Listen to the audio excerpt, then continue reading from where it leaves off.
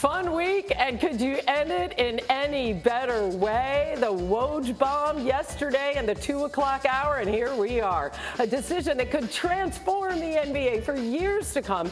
Kevin Durant requesting a trade from the Brooklyn Nets. Nets general manager Sean Marks is working with KD, with his business manager Rich Kleiman on some possible destinations. And we have Wendy, we have Tim, and for the first time, Jalen Rose. We haven't heard you weigh in on this at all, so let me start right there, Jay. What is your reaction to everything that's transpired?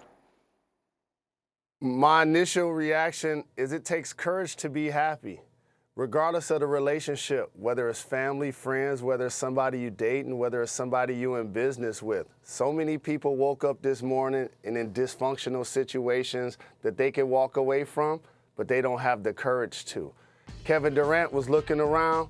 He was like, I know I was the person as the best player that was the lead domino for Kyrie and I to be a dynamic duo as we got together in 12-22 of 20. Then a month later, they took it a step further. James Harden forced his way out of Houston, quit on Houston, came in camp out of shape, quit on Houston to go to the Nets. Then we had what everybody deemed was going to be the greatest big three since Miami did it with Dwayne Wade, Chris Bosh, and LeBron James, and people were already counting championships. They only played around 20 or so games together. But here's to me where it got tricky, when Kyrie didn't get vaccinated. Because what ends up happening now is it puts more pressure on KD to stay healthy. It puts more pressure on James Harden to look at KD like, wait a minute. Y'all had me force my way out of Houston, but your man ain't getting vaccinated? So then James Harden quit on the Nets. He started dogging it. Hey, Hannah, there's footage in Detroit this past year where the ball rolled into the backcourt. And James Harden let the ball roll to his feet, never bent over to pick it up. When a Piston player went and dunked the ball, and I looked at the sideline, and nobody said nothing to Harden. Not a coach, not another player. When I said that, I was like, this ain't going to work. And then so you graduate the story more, and the Nets become the only team not to win a playoff game. See, last year, KD was so very terrific in the playoffs against the Bucks. Even though they lost, people kind of gave them a moral victory, saying if they would have had a healthy Harden, if they would have had a healthy Kyrie, they would have won. But that didn't matter because the Bucks went on to win the championship. So now all of a sudden you get into this offseason, the Nets look back at the last 3 years and they're like, you know what? We're not going to take back our organization. When we brought them to us, Kyrie said, coaching ain't really important to us. So what did they do? They didn't go hire one of the greatest coaches. They wouldn't hire Steve Nash because he could do a really good job and he was familiar and he's an all-time great player. But also that made the players comfortable. And when you watch them play against the Nets, you notice Ime Udoka can challenge Jason Tatum. He can challenge Jaylen Brown. Kyrie wasn't going to be challenged by Steve Nash. KD knows that too. So when Kyrie opts back in, KD's like, I'm out of here, period. And so the crazy thing is not he's just breaking up with the Nets. He's also breaking up with Kyrie. This is one of the most fascinating things in the history of the NBA, to see an all-time great player like KD go to the Warriors, win back-to-back finals MVPs, leave the Warriors so he can be the best player leading a championship situation with Kyrie Irving. They have to watch two of their former teams play in the finals, and then the Warriors win it without you. That has to be the final straw for KD. This is fascinating.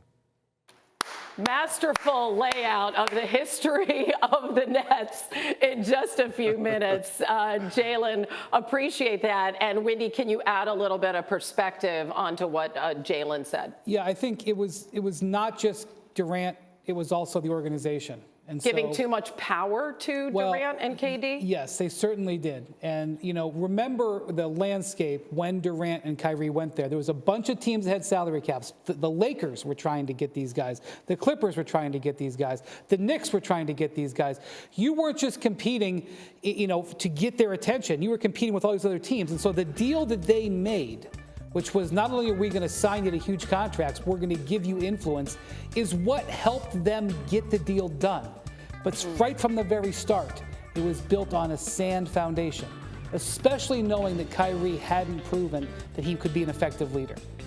And really, Kyrie was the leader. You know, the crazy thing is that even though Durant is the better player and is in position to lead, right, Kyrie was kind of the lead voice. And, you know, it could have worked, but it was always suspect. And when Steve Nash took that job, there were people in the league going, wow, Steve, like, it could be great, it could be awful. And they knew that going in. But they bet on the talent, and the talent let them down. Yeah, what was so tantalizing was that talent. Even in the short stretches we saw, I mean, they were favorites to win the NBA title because they were so unstoppable in those rare times when they were on the court together. Well, I think Jalen's point about the Celtics and Ime Udoka is really interesting because let's go back to last playoffs, right? I mean, Jalen talked about the series that Kevin had against the Milwaukee Bucks. Let's go back to look at when they played against the Boston Celtics. They destroyed the Celtics in the first round. It's the one time all three guys are really healthy. And at that point, it looked like they were going to be this super team, right? The Celtics, right after that series, they'd have Brad Stevens go up to be president of basketball operations.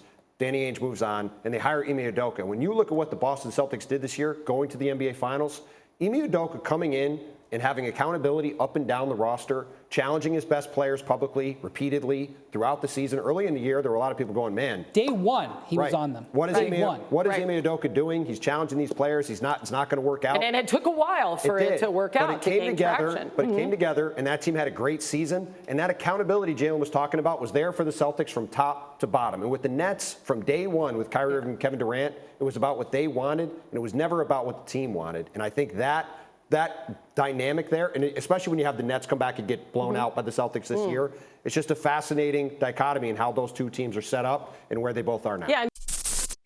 Thank you for watching ESPN on YouTube. For live streaming sports and premium content, subscribe to ESPN+.